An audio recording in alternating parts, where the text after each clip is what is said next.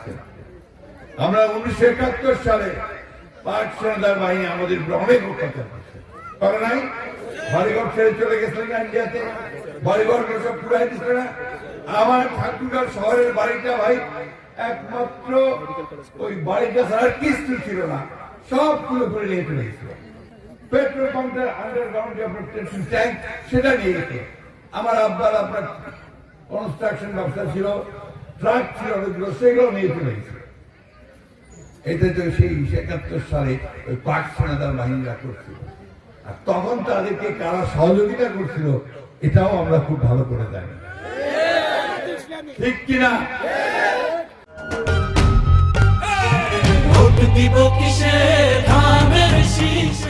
মাপ চাইছে এখন পর্যন্ত, 71 সালের জন্য মাপ চাই, মাপটা চান, বলে যে ভুল করছি ওই সময়, তারপরে জনগণের কাছে বলেন এবার আমাদেরকে কিছু ভোট দেন, তাই তো নাকি? ওইটা ভাই চায় নাই, আবার উল্টা আমার দায়ী আছে।